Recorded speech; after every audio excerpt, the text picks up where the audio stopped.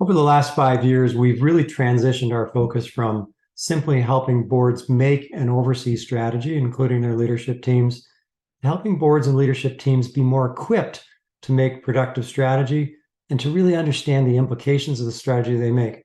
It makes for better strategy, and it makes for better outcomes in the organizations that we work with. We call it strategic planning readiness, and strategic planning readiness is exactly what it sounds like.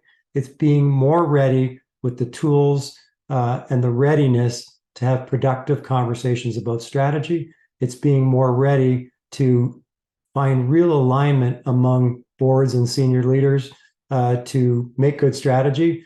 Some examples of readiness range from helping boards and senior leaders be focused in very non-situational areas, very general areas, like making better assumptions, like making better strategic decisions, all the way through to very specific and situational areas, like actually practicing for consolidation, practicing to buy a company, working through scenario analysis for a government relations strategy, working through scenario analysis to define a risk philosophy or define your principles around growth, as an example. The intent of strategic planning readiness is never to actually make strategic decisions.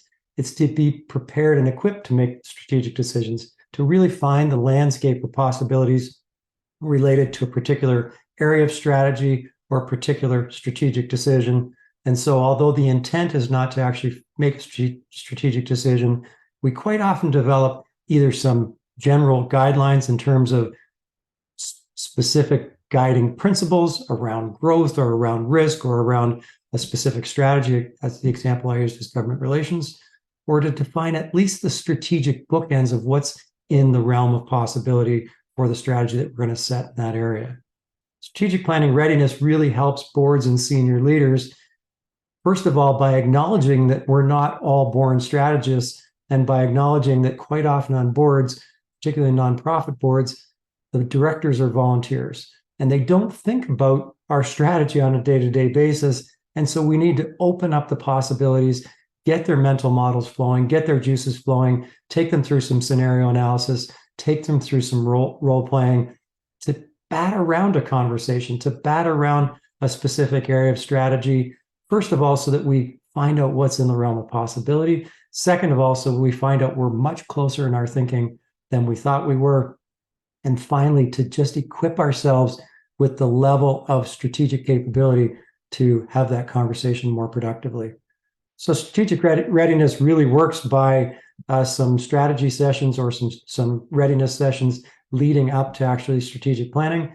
We usually work with our clients to define the subject matter areas that they want to talk about.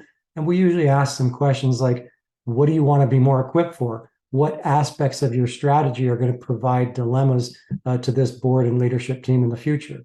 Where would you like this board to be equipped to ask tougher questions of the leadership team?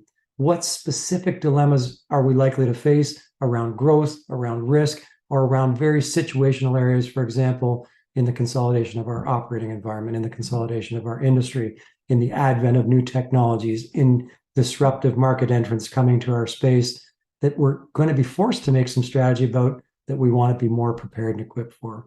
That's really strategic planning readiness in a nutshell. It's a big part of what we do here at the Planning Group. Thank you.